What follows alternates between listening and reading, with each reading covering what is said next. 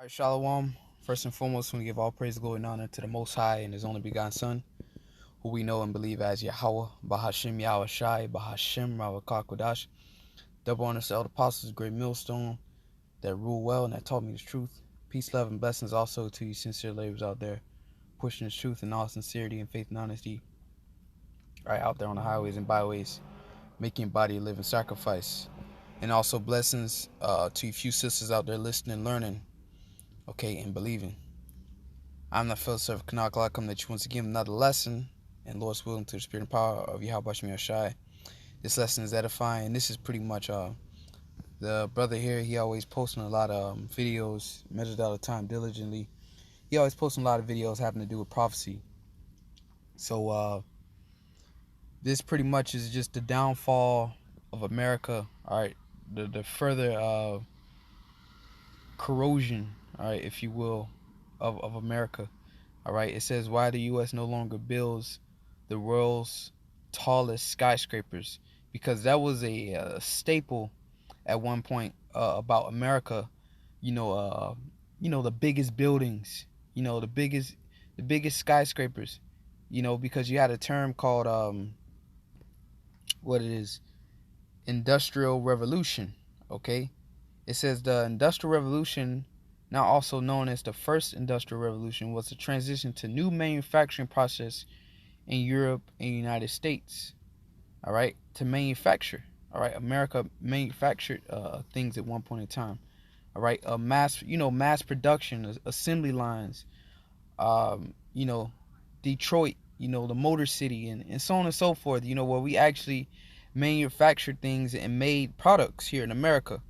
Okay, so there was a need for big skyscrapers, big buildings, whether it be banks, etc., so on and so forth. There was need for big buildings like that. But now, America no longer, I wouldn't say they no longer, they probably still make a few products, but not as much as we used to. We mostly import everything. We are import-based country, and all our jobs, the big manufacturing, okay, we shipped it overseas, okay, and we don't really have those good jobs here, so there's really no need for these big buildings.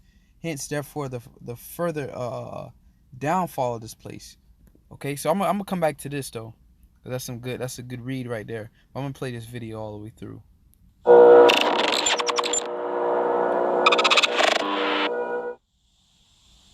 I'm not that educated about architecture, to be honest, but I know I love it, and I appreciate interesting buildings. And I've often wondered how come we here in the States have stopped building buildings that are really tall. I mean, we always used to have the tallest buildings in the world, but then we just stopped. Which is why I really dug a recent article on Arc Daily so much, entitled, Why the World's Tallest Buildings Aren't Being Built in the United States Anymore. In it, Kaylee Overstreet dives into the history of the U.S. as the birthplace of the modern skyscraper and home to the world's tallest buildings throughout most of the 20th century. For many years, the Sears Tower in Chicago held that title until the Petronas Towers in Malaysia overtook it in 1997. And ever since then, other cities have been scrambling to overtake that title too. Currently, the Burj Khalifa in Dubai holds the title, and according to Overstreet, there aren't any plans in any city in the U.S. to reclaim that honor.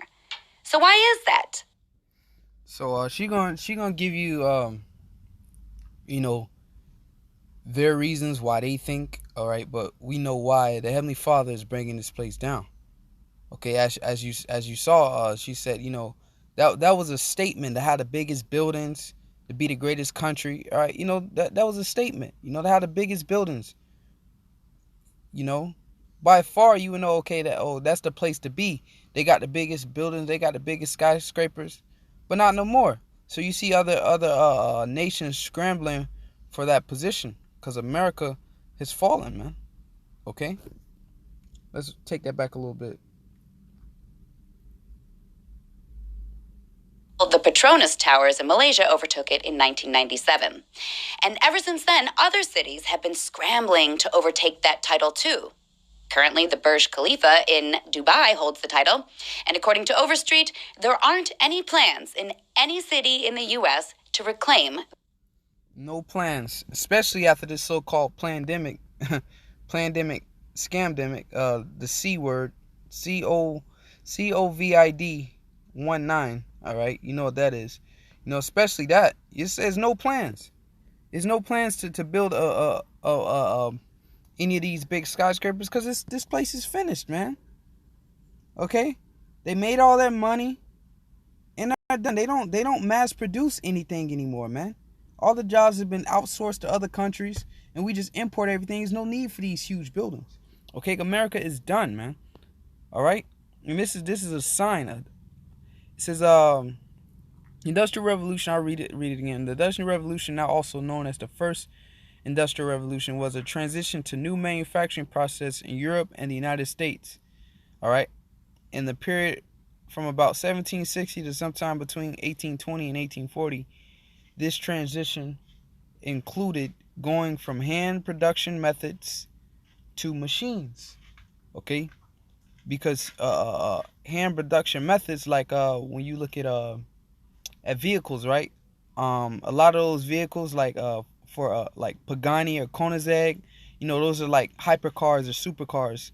Okay, well, hell even like Rolls Royce or Bentley, like they say, like it take like 6 months to make a Bentley, or 6 months to make a Rolls Royce or something like that, and it takes what maybe a week or so, a couple weeks, you know, I don't know the exact, or maybe a couple days to make like a Toyota Corolla or a Ford Escape or something like that, you know. But it takes a long time to make those really nice vehicles. But through machinery, that's how you're able to mass produce. That's why those cars cost so much, the high end cars, because a lot of those parts are being made by hand, are being assembled by hand, man. Okay, so what in that hand production, the transition including going from hand production method to machines, new chemical manufacturing, iron production process, the increasing use of steam power and water power, the development of machine tools, and the rise of mechanized factory systems. The Industrial Revolution also led to an unprecedented rise in the rate of population growth. All right, so you had that's when it was good. You had plenty of work for everybody. The buildings were being made because they were constantly growing. All right, constantly more jobs to be made. Okay, so everything was good, man. This Industrial Revolution, when there was a need for big buildings, why there's no plan now? Because nothing is made here. All right, America is bankrupt, $26 trillion in debt, counting. All right, so they don't even have enough money to even build these big skyscrapers. It says textiles were the dominant industry of the Industrial Revolution in terms of employment, value of output, the capital invested. The textile industry was also the first to use modern production methods. All right, so when you went from just mass manufacturing to machinery, assembly lines, all right,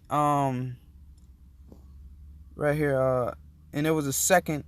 Okay, it says go down because I don't want to make this video too long. It says the second industrial revolution. These innovations included new steel making process, mass production assembly lines, electrical grid systems, the large-scale manufacture of machine tools, use of increasingly advanced machinery and steam-powered factories. Okay, and that's when there was a need for this mass production. What do we mass produce here? All right, and you might say, oh, we mass produce a couple things, but compared to what we used to, okay, that doesn't happen anymore. All right, rapid economic growth began to occur after what to say, Salat, after 1870, springing from a new group of innovations in what has been called the second industrial revolution. So, you know, there's no rapid economy growth. Okay, this economy is finished. We're operating off. Let's see. We're operating off a gig economy. Let me see if I can gig economy. All right, that's pretty much what we're operating off of. Let's see if we can like I say, this is off the dome, so I don't know exactly what's going to come up, but A gig economy is a free market system in which temporary positions are common and organizations contract with independent workers for short-term engagements. So no careers. That's pretty much what a gig economy is, no careers. Whereas these big industrial corporations and jobs, you know, pretty much job stability. You know, you can look, hey, this big building ain't going nowhere. We gonna if anything, we're gonna expand. All right, so you can get comfortable here. Start a 401k, benefits, so on and so forth, man. That's what we in right now. We are in a gig economy where it says a gig economy is a free market system in which temporary positions. So if you temporary, okay, don't finance no car, or don't finance a house, don't get a loan on no house because it's seasonal. You might not have this job 2 months from now or 2 weeks from now. These are common organizations contract with independent workers for short-term engagements. So yeah, so even with these, let's say a big company. Now, the way things are now is that even a big company, they hire a big company for maybe 6 months. All right, and I've seen it happen. Right? My mom, personal testimony. My mom was working in some type of medical industry. All right, well, pretty much where they prescribe medicine, man. Pretty much prescribe drugs, man. Okay, and she lost her job. Was it last year? And she was making good money, almost $30 an hour. She lost her job because she say if we can get our contract, this contract approved, and we're gonna be good. And this was a bunch of people in a big ass building downtown Tampa, man. They didn't get the contract, so what? Everybody got cut. Everybody got snipped. You know, because why? This is no job security. All right, it's no promises here. All right, so going back to this. That honor. So why is that? Overstreet points to a couple possible reasons. First, she writes that Americans are now more bothered by the shadows cast by big buildings. They like more sunlight and sky in their view now. She points to zoning rules. And think about that. If that really, you think these people care more about money than the sun being able to shine? You think they give a fuck about the environment and about being able to see the sunlight? These corporations are all about money, man. Why you think when these big buildings were being built, the ghetto, the people that live downtown, you got a skyscraper living right next door to you, blocking the sun from shining into your window. Okay, they don't care, man. You can have a nice position, a nice piece of land that's close to a certain downtown area. All right, they gonna buy that property up, buy that land, and kick you out of the house, tear the house down, and put a big ass building right there. All right. The thing is, they don't have no more money, man. It ain't about shadows suck. They don't got no money. These people, that's not a legit reason, because these people don't care about the environment. As long as they making money, that's all they care about. New York City that have been implemented for just that reason. She also says another reason might be a shift in market conditions. Big buildings of the past century were generally just for offices. But now buildings are more mixed use, with offices, retail stores, condos, and other kinds of spaces being all mixed together in one building. That can pose more challenges for developers to see a return on their investment. She also says construction costs, building codes, and regulations have all contributed to a decline in American builders racing to build tall. In New York City, for instance, the average cost per square foot is $362, the highest in the world. So it all makes sense. But still, a lot of Americans might be like, that's too bad that we're out of this skyscraper game. But personally, I think it's a good thing. Because we shouldn't be building up. We should be building under. Yes, with more climate change-driven storms and surging sea levels coming, it makes more sense to build underground cities than it does to build buildings that could be knocked over sometime soon. Whatever the reason, I think it's a good thing. I only hope that our weatherproof Underground cities will be done in time before the climate does us all in. Yeah, whatever it is, the Most High, man. The glory is gone from America.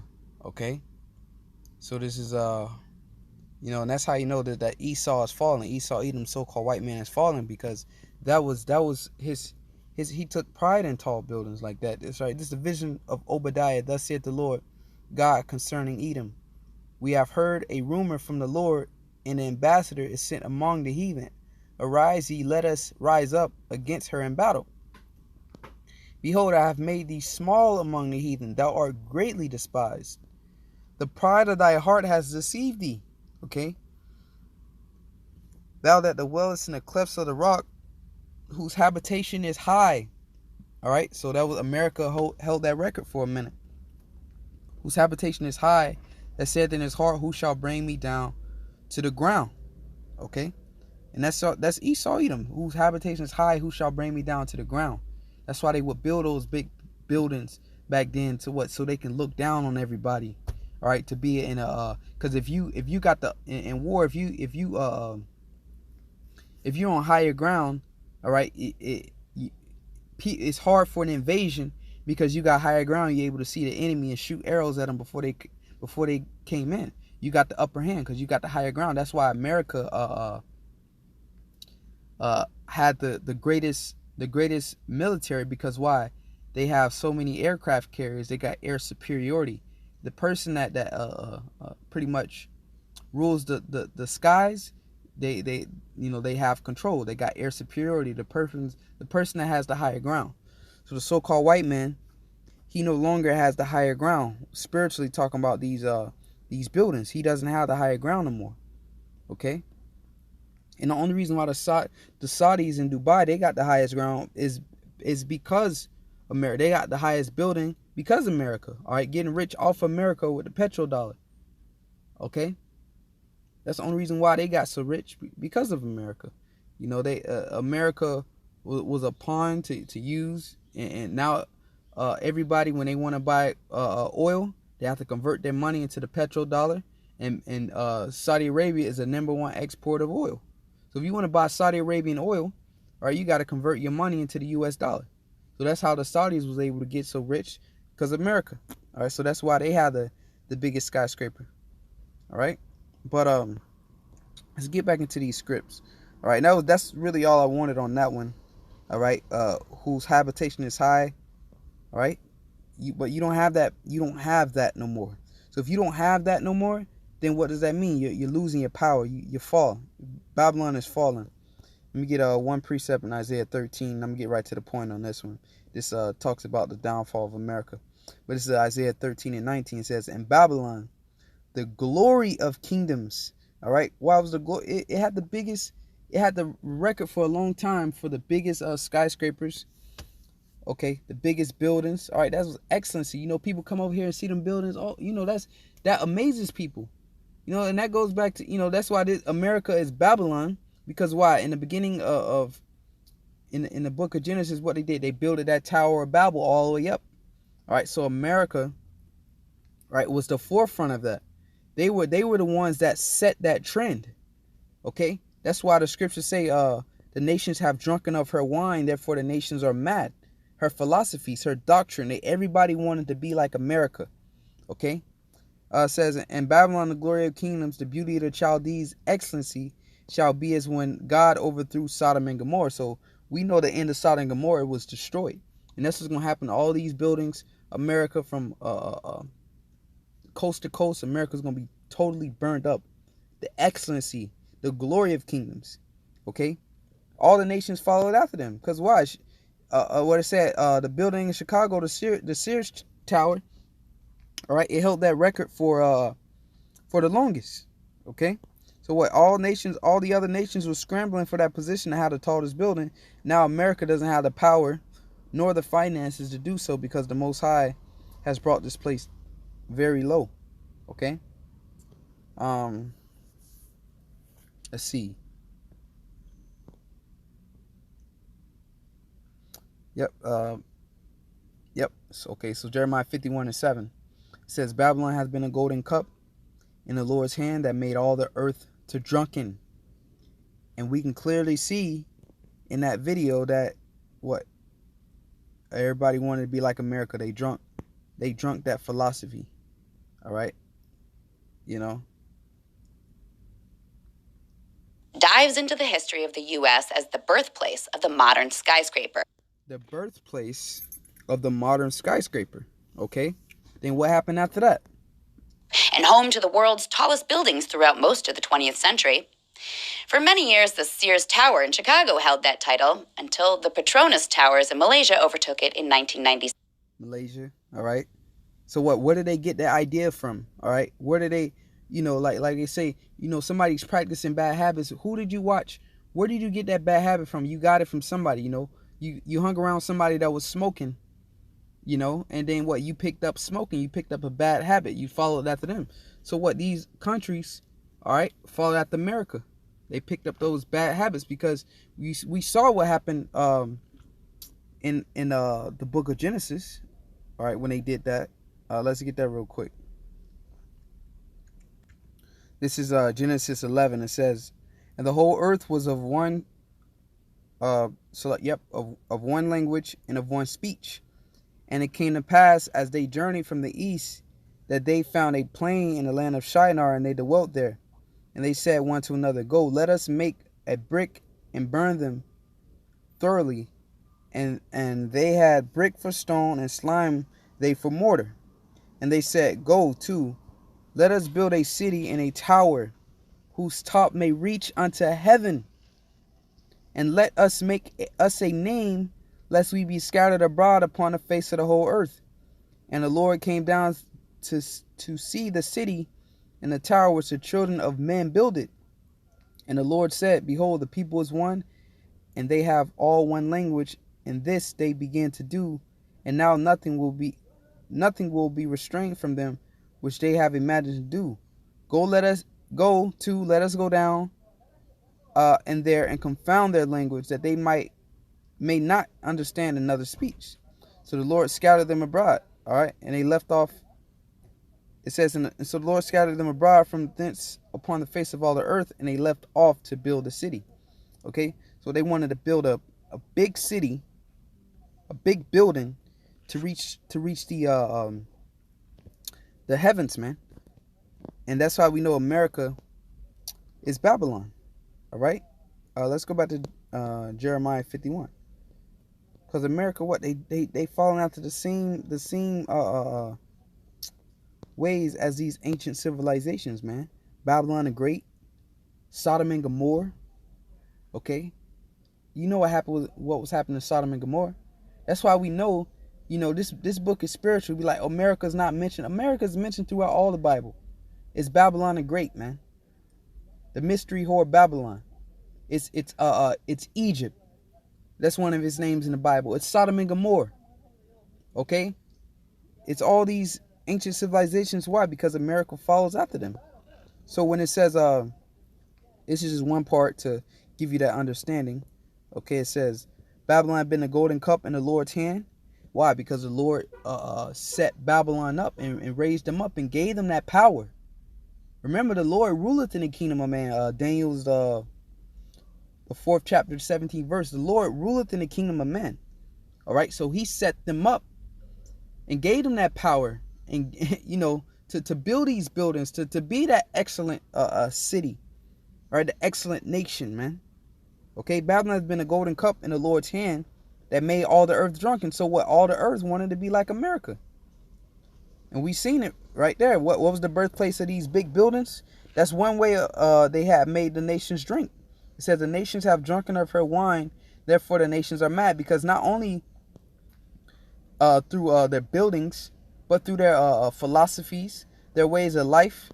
Now, their countries are in uproars. They got protests in their countries. Why? Because they gave the people democracy. All right. They just pretty much destroyed the moral structure. All right, if you will, the moral structure of all these other nations, man. They have no morals now. Here in America, you can do whatever you want to do. You can be who you want to be.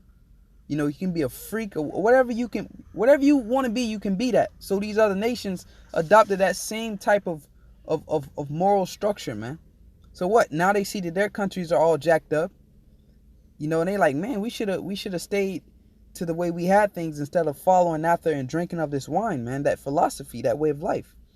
Okay, so Babylon is suddenly fallen and destroyed. How for her take balm for her pain? If so, she may be healed. So if so, she may be healed. Let's start building big buildings and get that industrial, a third industrial revolution going. Let's start a manufacturing. No, she can't be healed. You don't got the money to do it, the resources, and other nations don't want to deal with you, period. And then if so, even if so, all right, the products will cost too much to make. All right, you done. You are done. You suddenly fallen. How for her take balm for her pain? If so, she may be healed. We would have healed Babylon, but she is not healed. Forsake her. Let us go everyone to his own country, for her judgment reacheth unto heaven, and is lifted up even to the sky. So it's all downhill here from America.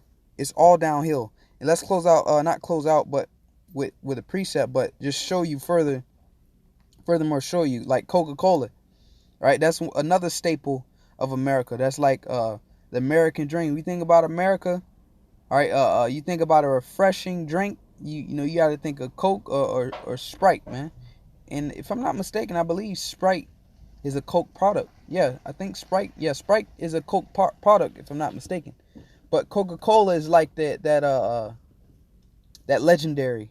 For lack of a better term, I can't come up with how I want to put it. But Coca-Cola is like that legendary, that image, okay, of the drinks in America, the soft drinks. Where they say we have Coke and Pepsi products. So check this out. Coca-Cola is saying goodbye to half its drinks brand. So they're cutting. All right. So all these other, side brands that they made, to extend the company and gave it different names. I think they I don't know what, whether it was energy drinks, fruit juices. You'll see on a lot of those fruit juices and energy drinks and all these other side drinks, if you look closely or do your research, they're Coke products. So Coke is cutting their products, man. It says Coca-Cola is planning to kill off 200 drink brands, which account for about half of its portfolio as it works to return to pre-coronavirus levels of growth. Okay, why? It says in a bid to better weather the pandemic, the company plans to shift focus onto brands that can be scaled to drive profits for the long term. So all this, experimenting and saying, okay, well, we got the funds and we got the money, let's try this product. No, they're sticking with their go-to, their legendary products. Like Coke, Sprite, and I don't know, whatever else. But they have vanilla Coke, cherry Coke, and all that stuff.